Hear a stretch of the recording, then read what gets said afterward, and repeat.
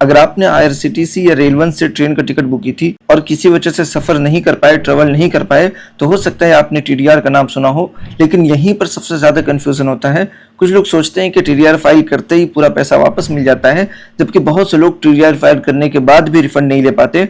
आखिर ऐसा क्यों होता है? टीडीआर कब फाइल करना चाहिए, कब बिल्कुल नहीं करना चाहिए और किन सिचुएशन में रिफंड मिल सकता है, तो आज की वीडियो में मैं आपको आईआरसीटीसी ऐप के अंदर लाइव प्रोसेस दिखाने वाला हूं और साथ ही कुछ इंपॉर्टेंट बातें भी बताऊंगा जो शायद आपको पहले किसी ने नहीं बताई होगी, इसलिए वीडियो को लास्ट तक जरूर देखिए। तो दोस्तों, वीडियो शुरू करने से पहले आपसे एक छोटी सी गुजारिश है कि वीडियो को लाइक कर दीजिए और अगर आप चैनल पर नए हैं तो चैनल को सब्सक्राइब कर लीजिए। अब चलिए बिना देरी किए वीडियो शुरू करते हैं। सबसे पहले एक बहुत जरूरी बात समझ लीजिए, टीडीआर का फुल फॉर्म है टिकट डिपॉजिट रिसिप्ट।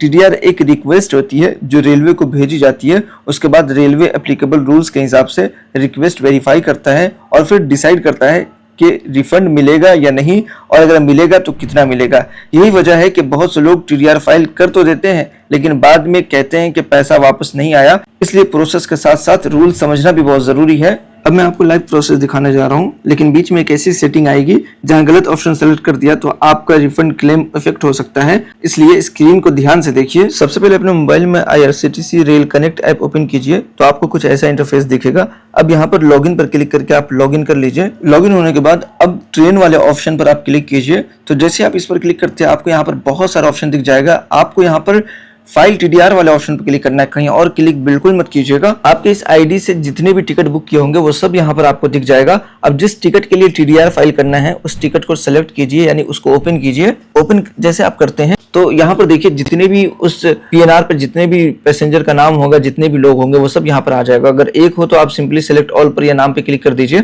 और एक से ज्यादा हो तो आप फिर जिनका आपको टीडीआर फाइल करना है उनके नाम पर क्लिक कीजिए। उसके बाद नीचे देखिए फाइल टीडीआर का ऑप्शन आ रहा है, फाइल टीडीआर पर क्लिक करेंगे तो यहाँ पर देखिए सेलेक्ट टीडीआर रीजन आपसे पूछा जाएगा। तो यहाँ पर आप जैसे क्लिक करते हैं ना तो आपके पास ये काफी सारे ऑप्शन आ जाते हैं। अब आप अपनी सिचुएशन के अकॉर्डिंग आप सेलेक्ट करेंगे। अभी वीडियो इसके बिल्कुल मत कीजिए क्योंकि यही स्टेप सबसे इंपॉर्टेंट है। इसी जगह पर बहुत से यूजर जल्दी में गलत ऑप्शन चूज कर लेते हैं। तो चलिए मैं आपको बताता हूँ कि आप कौन सा ऑप्शन सेलेक्ट करेंगे। तो देखिए यहाँ पर वही रीजन चुनिए, वही रीजन सेलेक्ट कीजिए जो आपके साथ सच में हुआ हो। अगर आप गलत कारण चुन लेंगे, गलत रीजन दे देंगे तो बाद में रिफंड मिलने में दिक्कत आ सकती है। जैसे अगर ट्रेन 3 घंटे से ज्यादा लेट हो और आप ट्रेन में सफर नहीं कर रहे हैं या नहीं करना चाहते हैं तो पहला ऑप्शन सेलेक्ट कीजिए। अगर जिस कोच में आपकी सीट थी वो कोच ट्रेन में लगाया ही नहीं गया है तो दूसरा ऑप्शन सेलेक्ट कीजिए। अगर एसी कोच में एसी बिल्कुल काम नहीं कर रहा है तो उसके लिए अलग ऑप्शन है। अगर आप पूरा सफर नहीं कर पाए और रास्ते में ही उतर गए तो उसके लिए भी अलग एक ऑप्शन दिया गया है। अगर टिकट कंफर्म था लेकिन किसी भी यात्री ने सफर नहीं किया तो उसके लिए भी अलग ऑप्शन मिलता है। इसी तरीके से अगर ट्रेन का रूट डाइवर्ट हो गया और इस वजह से आपने सफर नहीं किया तो ये रीजन सेलेक्ट कीजिए। अब जो ऑप्शन है, अगर ट्रेन का रूट डाइवर्ट हो गया है और ट्रेन आपके स्टेशन पर आ ही नहीं रहा है तो ये रीजन सेलेक्ट कीजिए। अगर ट्रेन का रूट डाइवर्ट हो गया है और ट्रेन आपके डेस्टिनेशन स्टेशन तक जा ही नहीं रहा है, मतलब जहां आपको उतरना है, जहां तक आपका टिकट है वहां तक नहीं जा रहा है, तो ये वाला ऑप्शन सेलेक्ट कीजिए। अगर आपने अपर वाली क्लास का टिकट बुक किया था लेकिन रेलवे ने नीचे वाली क्लास में सीट दे दी और आपको सफर नहीं करना है तो ये रीजन सेलेक्ट कीजिए। इसी तरीके से अगर चार्ट प्रिपेयर होने के बाद भी टिकट आरएसी में रह गया है और आपको सफर नहीं करना है तो ये रीजन सेलेक्ट कीजिए। अगर ट्रेन को डेस्टिनेशन स्टेशन से पहले ही रोक दिया गया है और आगे नहीं चलाया गया तो फिर उस सिचुएशन में आप ये वाला रीजन सेलेक्ट कीजिए। अगर टिकट में कुछ पैसेंजर का टिकट कंफर्म था और कुछ वेटिंग में रह गया था तो वेटिंग वाले पैसेंजर अगर सफर ना करे तो ये वाला रीजन सेलेक्ट कीजिए। इसी तरीके से अगर टिकट में कुछ पैसेंजर कंफर्म था और कुछ वेटिंग में थे लेकिन किसी भी पैसेंजर ने सफर नहीं किया, किसी का इरादा नहीं है सफर करने का, तो ये वाला रीजन चूज कीजिए। अब जो एक ऑप्शन आ रहा है वो बहुत ही जबरदस्त है कि अगर आप कहीं ट्रेन से सफर कर रहे हैं, आपको ट्रेन बदल कर फिर दूसरी ट्रेन पकड़नी है तो इस सिचुएशन में क्या होता है कि कभी कभार पहली ट्रेन हमारी लेट हो जाती है और दूसरी ट्रेन इस चक्कर में छूट जाता है। तो इसमें हमें क्या करना है कि इसमें हमें ये वाला रीजन सेलेक्ट कीजिए। अब देखिए एक ऑप्शन आ गया कि अगर आपके पास अपर क्लास वाली टिकट है, जैसे first AC, second AC, third AC का टिकट है, आपको लोअर क्लास में दे दिया, स्लीपर में दे दिया, या इस तरीके से जो है फर्स्ट एसी का है तो सेकंड एसी में दे दिया, सेकंड का है तो थर्ड में दे दिया। तो इस तरीके से अगर आपका हो जाता है और किराए में काफी सारा डिफरेंस आ रहा है तो ये वाला ऑप्शन सेलेक्ट कीजिए। जिस कोच से आपको ट्रैवल करना था वो ख़राब है, इस वजह से आप सफ़र नहीं कर रहे हैं, सफ़र नहीं कर पाए, तो ये वाला ऑप्शन सेलेक्ट कीजिए। इसी तरीके से अगर आप पहले ट्रेन कैंसिल आपको दिखाई गई थी लेकिन बाद में रेलवे ने उसे दोबारा चला दिया है और आप टिकट कैंसिल नहीं कर पाए हैं, तो इस सिचुएशन में ये वाला रीज़न सेलेक्ट कीजिए। मतलब ये कि रेलवे ने हर सिचुएशन के लिए अलग अलग TDR रीज़न दिया है, इसलिए हमेशा वही रीज़न सेलेक्ट कीजिए जो आपकी जर्नी की असली सिचुएशन में मिलता है।